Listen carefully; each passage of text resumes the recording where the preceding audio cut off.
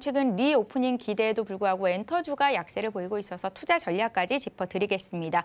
이사님 먼저 인사부터 드려야겠죠. 안녕하세요. 네, 안녕하세요. 네, 어서 오세요. 네.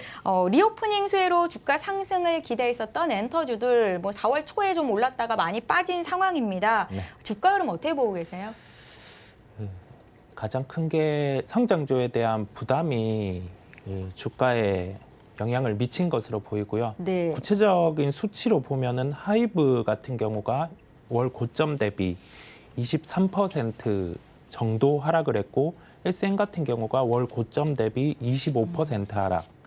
그다음에 YG엔터 같은 경우가 월 고점 대비 10% 하락. 네. 그다음에 JYP 엔터 같은 경우가 월 고점 대비 10% 하락, YG 엔터 같은 경우가 월 고점 대비 23% 하락을 했거든요. 이게 SM 같은 경우는 그 월 중에 이 부분에서 합병과 관련된 이슈가 저번 달부터 있었다 보니까 한번 네. 위로 주가가 더 상승을 했던 구간이 있었고요. 하이브 같은 경우는 약간 다른 개념인데 이제 BTS와 관련해서 이슈가 있었다 보니까 주가가 또 위로 한번 이렇게 상승을 했었고, YG엔터 같은 경우는 빅뱅이 이제 컴백을 한다고 해서 주가가 좀 긍정적이었는데 거기에 대해서 생각보다 약간은 시장에서는 별로다 그렇게 하면서 지금 조정을 보였고, JYP 같은 경우는 비수기임에도 불구하고 콘서트를 잘 해냈고, 그다음에 4분기 실적으로도 보여줬었거든요. 그렇다 보니까 상대적으로 지금 다른 엔터주 대비해서 절대적인 주가 수준으로는 덜 빠지는 모습입니다. 저희가 종합적으로 봤을 때 지금 엔터주의 흐름 자체는 고점 대비해서 적게는 10%에서 많게는 한 25% 정도 조정이 나왔잖아요. 네. 다시금 이제는 관심을 가져야 할 것 같아요. 왜냐하면은 네네. 리오프닝 관점도 있고, 그 다음에 2분기부터는 각 엔터사별로 본격적으로 콘서트가 개최가 되거든요. 그런 점에서 비추어 봤을 때 저희가 2분기의 실적은 1분기보다는 또 긍정적일 수 있는 요인이 있다는 결론에 따라서 이제는 서서히 살펴봐야 할 구간으로 보입니다. 예, 조금 더 뒤에 더 자세히 보겠지만 어쨌든 엔터주는 지금 또 매수의 시기가 다시 도래를 했다라는 말씀이십니다. 네. 아무래도 그러니까 시장이 엔터주에 대한 관심이 많이 없어졌잖아요. 네네. 성장주에 대한 기대감이 낮아졌기 때문일 텐데요. 미디어 콘텐츠주 쪽도 한번 볼게요. 이 넷플릭스 쇼크로 주가가 좀 많이 내려왔는데 넷플릭스 외에도 대규모 OTT 시장이 이제 개화한 상황에서 네. 너무 과도한 우려는 아닌지 앞으로 좀 기대를 해볼 수 없을까라는 생각도 드는데요. 어떻습니까? 처음에 그 넷플릭스의 구독자가 20만 명 줄었다고 실적 발표를 통해서 들었을 때 네. 저는 그 생각을 했었거든요. 이 구독자가 줄어듦에도 불구하고 구독자를 위해서는 컨텐츠에 대한 투자를 늘린다. 예, 이론적으로는 그런 생각을 했었거든요. 그렇다 보니 거기에 대해서 컨텐츠 같은 경우는 크게 주가에 영향이 없을 것 같았고 되려 반등이 나오지 않을까 네. 생각을 했었는데 그 넷플릭스 같은 경우가 코멘트를 한 번 더 했어요. 며칠 뒤에 코멘트를 한 게 이제 이 비용 컨텐츠에 대한 비용에 대해서 조금 통제를 하겠다는 식으로 얘기를 했거든요. 네. 그렇다 보니 그 콘텐츠주가 그날은 넷플릭스 실적이 나오고 빠졌다가 반등이 나왔다가 다시 또 하락을 하는 모습이었거든요. 그 정도로 지금 시장에서 좀 민감하게 반응을 하고 있는 거죠. 예, 넷플릭스가 아무래도 투자에 대해서 글로벌 OTT 중에서 먼저 크게 투자를 했었고, 그에 대한 파급이 지금 콘텐츠 업체들에게 미치고 있는 상황이다 보니 이와 같은 주가 흐름이 나타났고요. 지금 구간에서는 이제 콘텐츠 업체 같은 경우는 다시 한 번의 주가에 대한 모멘텀이 필요하다고 생각을 해요. 그 모멘텀 자체가 이전에 말씀드린 것처럼 그 방영에 대한 일정이 있는 그런 부분을 체크를 하면서 대응을 할 필요가 있겠고요. 이게 처음에 생각 그리고 시장의 반응에서는 그 콘텐츠 같은 경우가 분명히 싸지는 구간이고 적극적인 매수에 대해서 관점을 생각을 했는데 이 넷플릭스 같은 경우가 콘텐츠 제작비에 대해서 뭐 언급을 한 부분 자체는 이 부분은 단적으로 콘텐츠 업체에게는 좋지가 않거든요. 네. 예, 투자 자체가 줄어들 수 있다 보니 예, 그렇다 보니까 두 가지 측면에서 뭐 결론을 지어볼게요. 첫 번째로 일단은 새로운 모멘텀, 그 모멘텀이라고 하면은 신작의 발표 일정이 있는 기업들을 체크를 할 필요가 있겠고 네. 추가적으로 이제 두 번째로는 여기에서 뭐 다른 OTT 업체들 같은 경우가 뭐 적극적인 투자를 나타내든지 비용을 더 증대해서 콘텐츠 업체에 대한 그런 표명을 한다든지 하면은 이제 뭐 넷플릭스에 이번에 그런 구독자가 줄어들고 뒤에 했던 코멘트가 희석이 되는 부분이 있잖아요.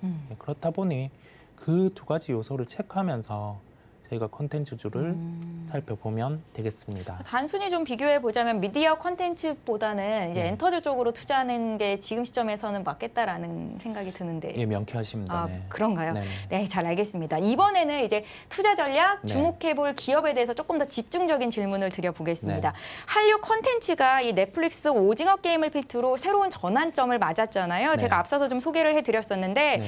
한류 관련 유튜브 영상이 무려 이 사이에 한 6월, 8월에서 12월 그때까지 네. 한 30배 이상 증가를 했다고 하더라고요. 네. 해외에서 주목해볼 만한 국내 콘텐츠 기업들이 있을까요?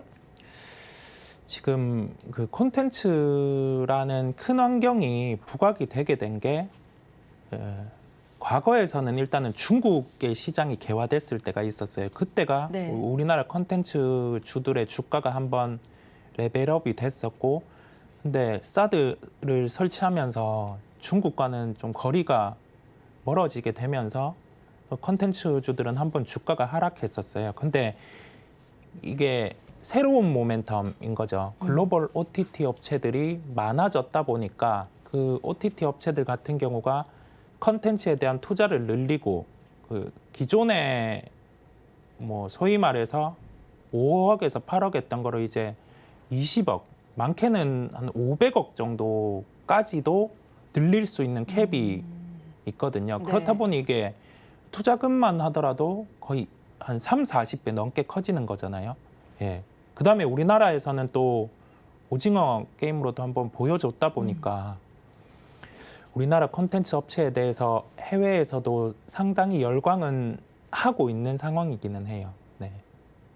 큰 상황은 좋은데 네. 언제나 시장에 변수가 있다 보니까 아까 그 전에 주제에 말했던 것처럼 뭐 넷플릭스 이런 요인에 따라 주가는 한번 뭐 조정이 나와 있는 거고요. 해외에서는 그런 걸 중점으로 보는 것 같아요. 이제 그 IP라고 해서 드라마를 히트작을 잘 만드는지 아니면 영화를 그렇게 잘 만드는지 그게 또 작가진 유명한 작가진을 함께 데리고 있어야 되고 그 작가진을 통해서 작품을 뭐 연간 어느 정도 만들어낼 수 있는 양산에 대한 능력이 있어야 되거든요. 그렇다 보니까 저희가 익숙하게 알고 있는 스튜디오 드래곤이라든지 이제 제이컨텐트리가 이름이 바뀌어서 컨텐트리 중앙 같은 경우가 해외에서도 이제 바라보는 우리나라의 대표적인 기업이라고 할 수가 있겠습니다. 이사님도 이 두 기업을 보시나요? 예, 저는 스튜디오 드래곤을 참 좋아하기는 네. 하는데요. 이게 시장에서 받아들이는 게 그 스튜디오 드래곤은 언제나 좀 비싸다는 인식. 아, 왜냐하면 주가가. 네, 그만큼 그 작품을 잘 만들어내고 그렇게 하다 보니까 좀 비싸다는 인식이 있는데 현재 시장에서는 그 비싼 주식들 같은 경우 계속 비쌌던 주식들 같은 경우가 한 번씩 조정을 받는 구간이다 보니까 뭐 스튜디오 드래곤 같은 경우는 관심은 있으나 현재는 바라만 보고 있는 단계고요. 콘텐트리 중앙 같은 경우는 제가 그 말씀드린 것처럼 넷플릭스의 그런 20만 명이 줄어든 그 수치를 보고 그래도 이 국면에서는 주가가 크게 부담 없는 수준이라고 생각을 했었어요. 네. 근데 이게 며칠 뒤에 넷플릭스가 이제 콘텐츠에 대한 제작비를 세부적으로 언급을 하면서 주가가 한 번 더 레벨이 다운이 되더라고요.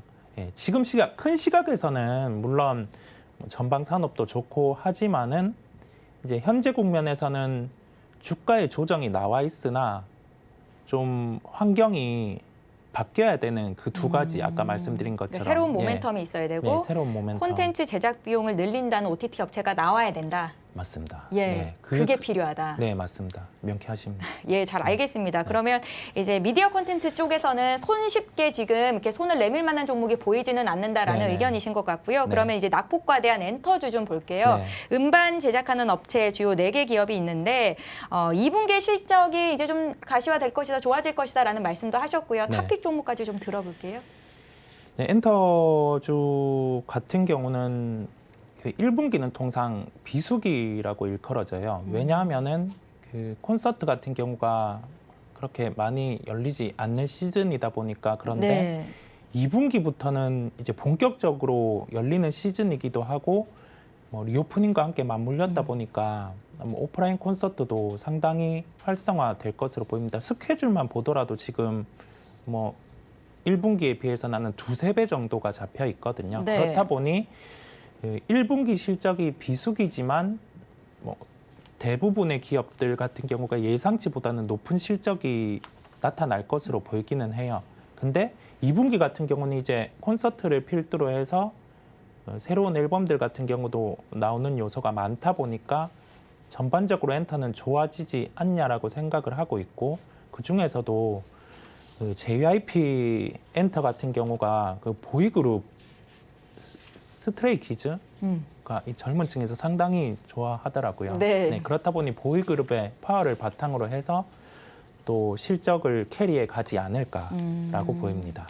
그러니까 주가 낙폭도 덜 컸던 네네. JYP 엔터 쪽을 보시는 건데 기술적인 분석도 함께 들어볼게요.